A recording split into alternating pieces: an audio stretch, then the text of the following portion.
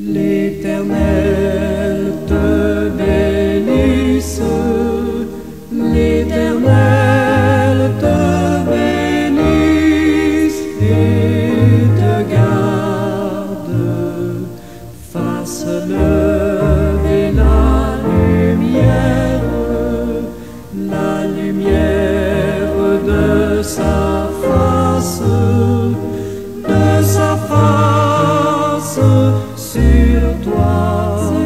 sur toi, use de grâce envers toi et te donne la paix, et te donne la paix.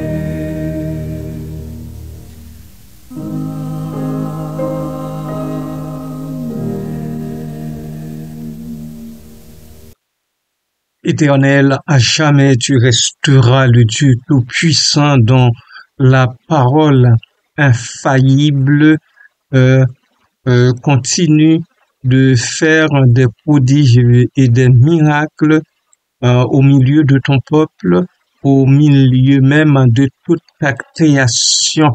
Merci parce que tu nous l'as donné, cette parole qui fait loi partout ou sur la planète Terre et même, je dirais, dans l'univers entier. Merci, Père, puisque c'est par ta parole que tu as créé toutes choses et que quoi qui existe parvienne à l'existence. Merci, Père. Merci, Papa. Béni soit ton beau nom pour ce nouveau jour qui commence. Loué sois-tu au siècle des siècles. Amen et Amen. Amis de partout et aimés du Seigneur, je vous souhaite un bon matin dans la paix et la grâce toute suffisante du Seigneur Jésus-Christ. Je serai debout à pareille heure, au lever même du jour. Eh bien, je vous souhaite la journée bonne, agréable, parfaite, à l'ombre des ailes du Tout-Puissant. Il fait bon, c'est agréable de nous savoir encore vivants, de nous réveiller après un doux sommeil, un réparateur, de nous réveiller avec l'idée que notre Dieu règne encore et que jamais son amour ne s'endort. Même si le vent se déchaîne, même si nos cœurs sont en peine, nous savons que l'Éternel notre Dieu nous conduira jusqu'au port. Restez bénis en Jésus-Christ notre Seigneur et Sauveur. Amen.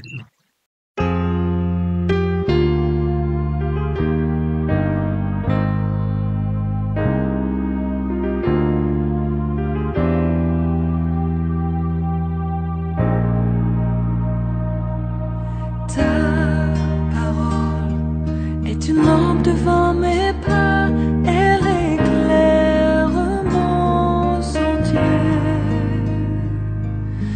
Ta parole est une lampe devant mes pas, elle éclaire mon sentier. Quand parfois je crains d'avoir perdu mon chemin, tu es toujours près de moi. Je ne craindrai rien, car tu me tiens par la main, tout près de moi jusqu'à la fin. Ta parole est une lampe devant mes pas, elle éclaire mon sentier.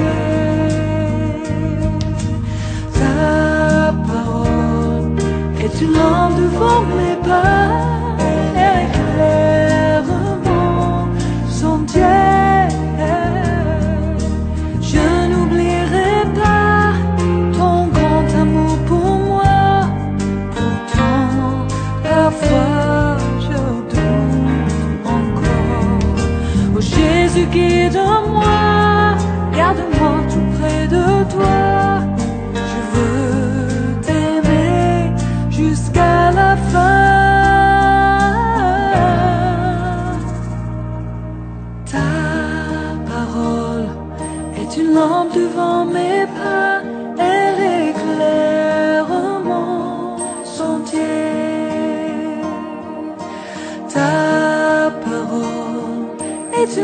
devant mes pas, elle éclaire mon sentier.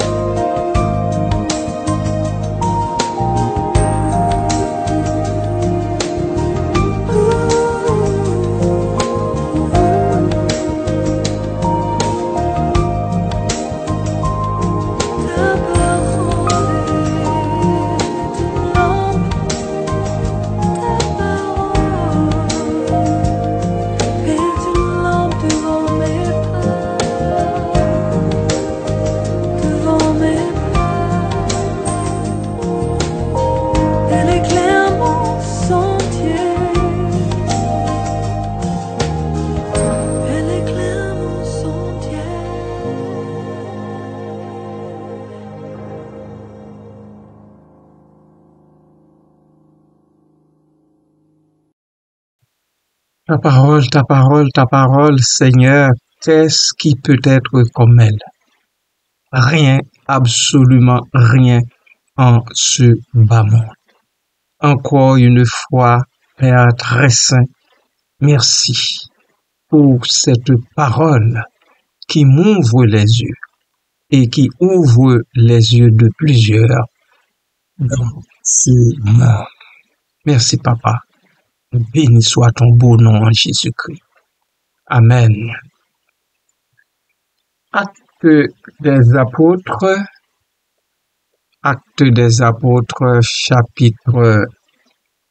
chapitre 13, verset 46.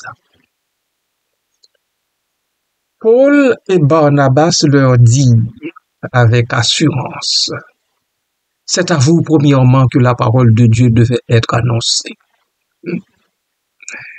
Mais, puisque vous la repoussez et que vous vous jugez vous-même indigne de la vie éternelle, voici, nous nous tournons vers les païens. Alléluia. On dira qu'il fallait que cela arrivât pour que vous et moi aujourd'hui nous fassions partie du troupeau de Dieu. Voilà un verset très chargé des Saintes Écritures.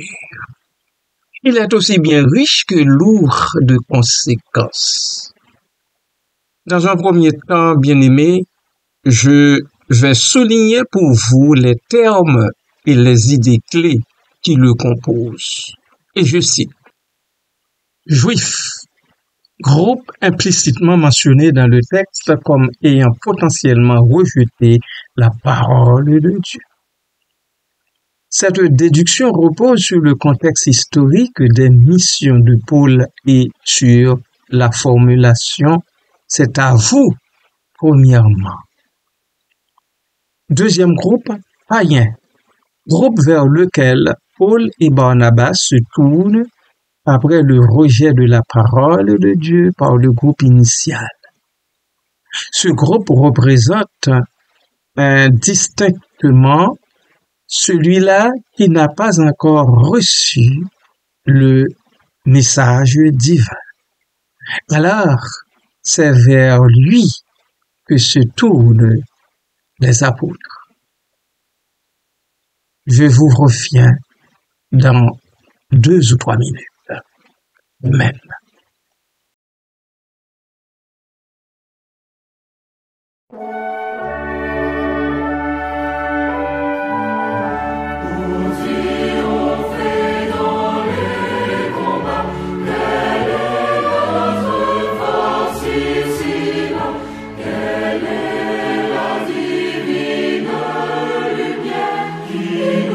Dirige, nous éclaire dans la